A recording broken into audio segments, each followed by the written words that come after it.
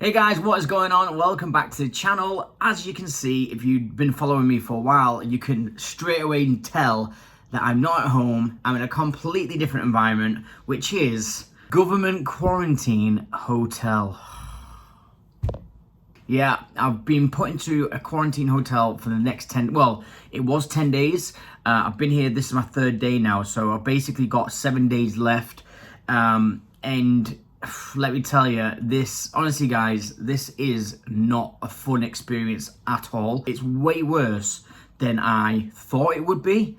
I'll tell you exactly how I led to be here, but just so you know, try and avoid these hotels at any cost because they are horrendous. It's just not fun at all. Honest to God, I'm not lying or exaggerating. It feels like this is as close as you could get to being in prison without being in prison. Like, it is so shit. And just the fact that you can't leave at all. You can't go anywhere. The food is horrendous. Just the fact that you're trapped. Like, it's a weird thing to feel when you actually are trapped. I mean, of course I could just get up and leave, but you're gonna get fined £10,000. You could be arrested. There's all these different outcomes that could happen. So, you know, I'm not going to do that. But the realization that you can't leave, I've never had that before. I've never had the feeling of like, I actually can't leave and I have to just deal with this for the next 10 days. And I'll be honest, as the days are getting further down, I'm starting to get a little bit more used to it and a little bit more comfortable. But the first 2 days, like yesterday, I had a really hard time. And the first day, it was even worse. Like, the days just drag on and drag on. Like, it's just been, I personally struggled with this. Thankfully, I am starting to get a little bit more used to it. And I do have my PlayStation 5 here. I've got my Xbox One. I've got my Oculus VR. I've got my computer to make music. I've got films to watch, even though the Wi-Fi is horrendous here, which is so frustrating because what do you do when you've got nothing to do? Watch films, stream shit, whatever, and to do that is actually a bit of a ball ache because the Wi-Fi is just so shit. Anyway, how I got here was basically, completely honest, it was a massive fuck up on everybody's part, my agency's part, my part. Everybody just kind of messed up with this. Basically, I've got a new American agent, and that American agent booked me and put me in South America, touring around South America, Colombia and Ecuador for like the past couple of weeks, not realizing that Ecuador was a red zone country for the UK. For anyone who doesn't understand what that is, a red zone country is a country where the UK put it as a red zone because there's so many high COVID cases that you basically can't fly into the UK from this country directly. You have to kind of go to an amber zone, an amber country for 10 days, and then you can fly into the UK, or you can fly directly into the UK, but you will have to quarantine in a hotel. Now, fucking, this is the annoying thing, is that I didn't realize that I was in a red zone. My agency just completely didn't realize at all. So I've just got an itinerary which I just follow. I get sent an itinerary, I follow it, I do my shows. I was playing in Ecuador. It was my last show. I played 16 hours in the cave at Lost Beach with back-to-back with Detlef, which was an incredible day. But yeah, I just played the show, came back, went to bed, woke up and got my flight back home. On this journey home, I was just hitting loads of obstacles. Like, I was getting questioned so much.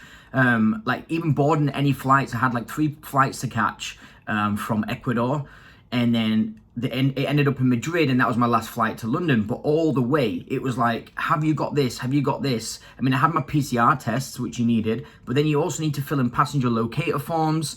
You also needed some sort of booking reference to show that you've booked in for hotel quarantine in London, which I didn't have because I didn't think that I was going to be doing that. I thought I was genuinely going to be coming back to London and going home.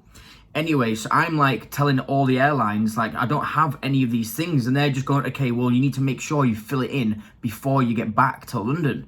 So I'm kind of just having all these issues. I eventually managed to do all of this and I get back to London. Anyway, I'm on my way home. I think I'm going to get just straight through the airport and go home. I come to the airport, I go to the e-gates, the electronic scanners that scan your passports. Put my passport in. Comes up, seek assistance. I was like, seek assistance. Oh, fuck's sake, what? So I try my other passport, again, seek assistance, and this has never happened. Like, I always just go straight through them, so I'm thinking, what's going on? So I have to go and join this big queue to go and actually see one of the border control officers.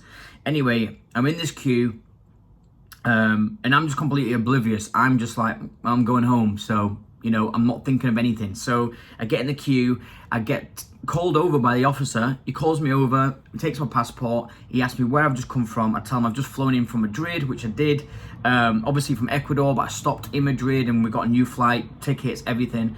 And yeah, so I told him that I've been in Madrid, and then he asked me, have you been in any other red zone countries in the last 10 days? And I just froze. I was like, oh shit. Like, I know Colombia is, but I don't think Ecuador was. So I was like, no. And he was like, let me ask you this again. Have you been in any other red zone countries in the past 10 days? And I just said no.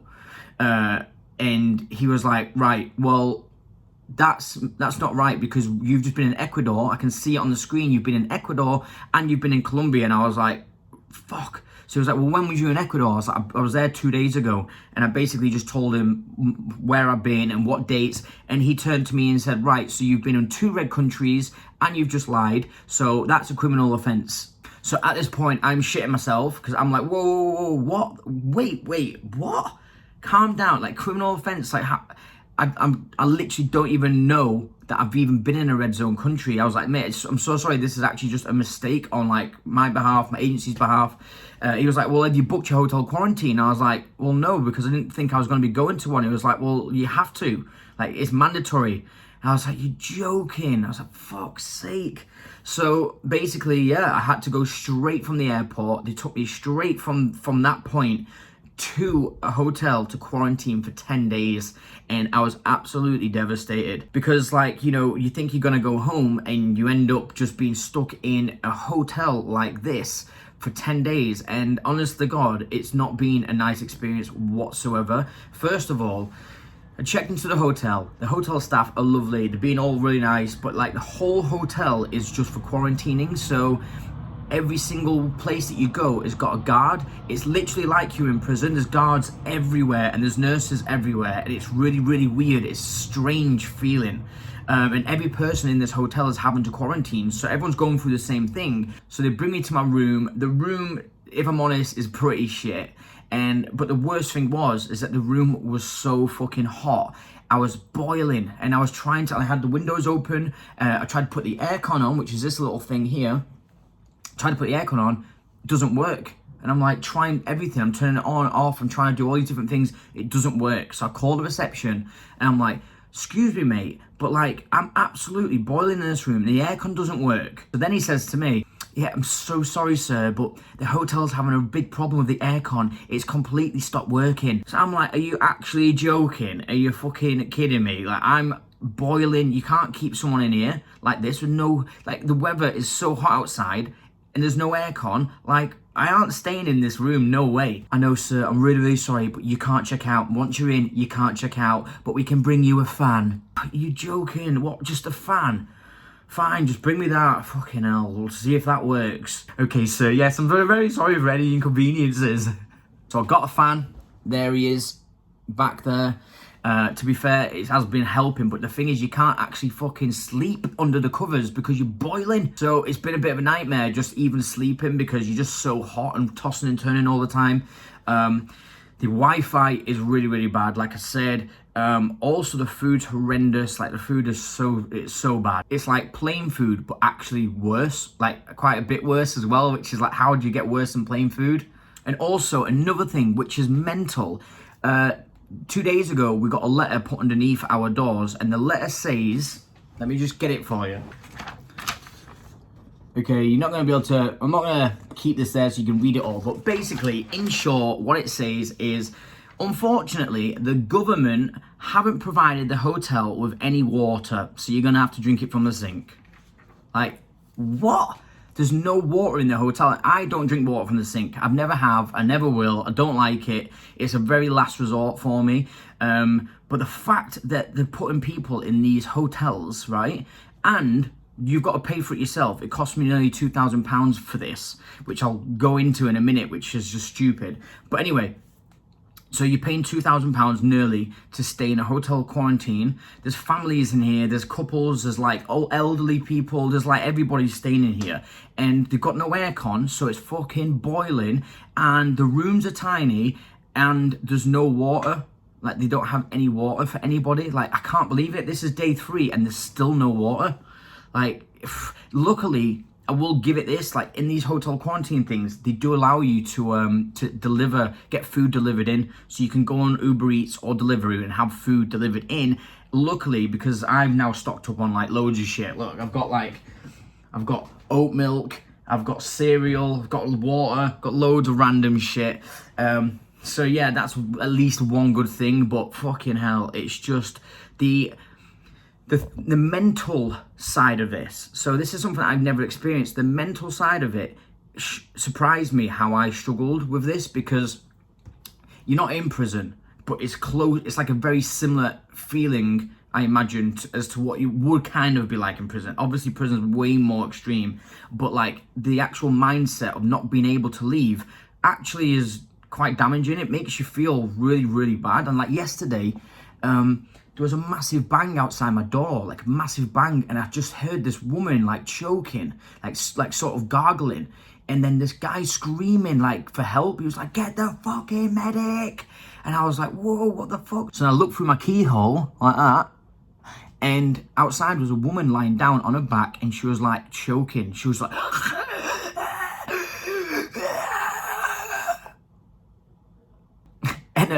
and her husband or boyfriend or whoever was just on top of her, just screaming for help and just telling her like, "Don't worry, darling, just breathe, you'll be all right." And I was like, what the fuck is going on? Like, what, people just dying in here or what? And then the medics came, they told him to get back in his room.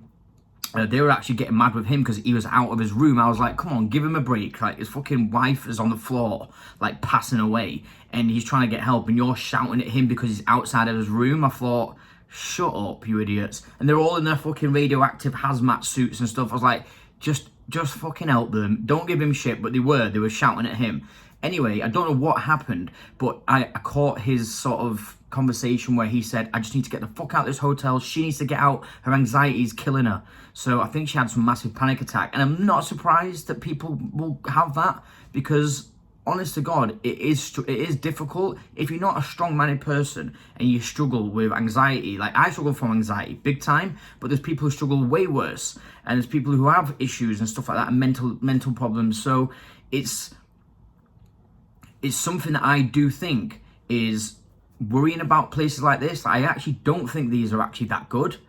Well, they're not good. They're not good. I get the point. We're trying to keep people in quarantine and all this stuff, but there's another side to this that I will go into. But I think this is a load of bullshit, if I'm honest, and I think a lot of it is to just do with making money, which I will talk about. But yeah, I'm in here for another 7 days. It's absolutely shite. I can't wait to get out.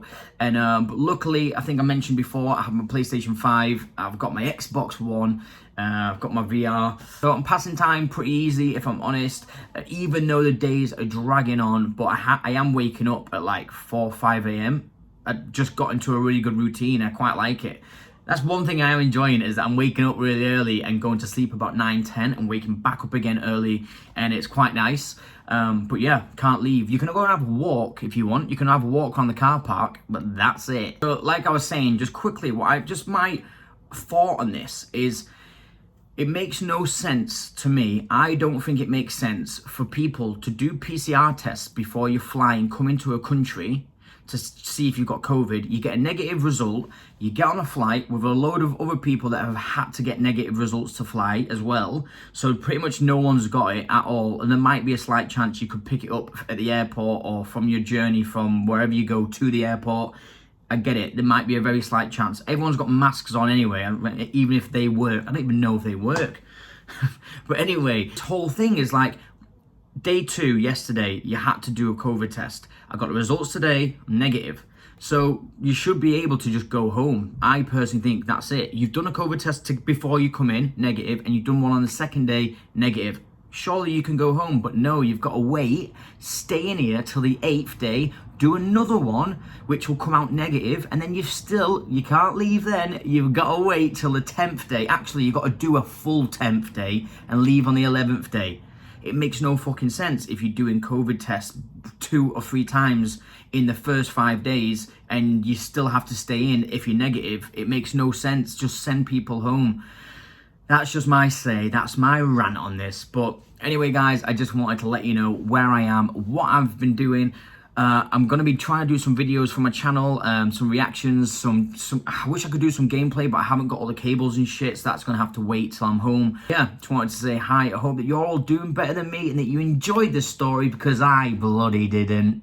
Anyways, guys, that's it from me. I hope you're all good, and keep an eye on my page because I will be uploading some more this week. And yeah, I'll be seeing you on the next one.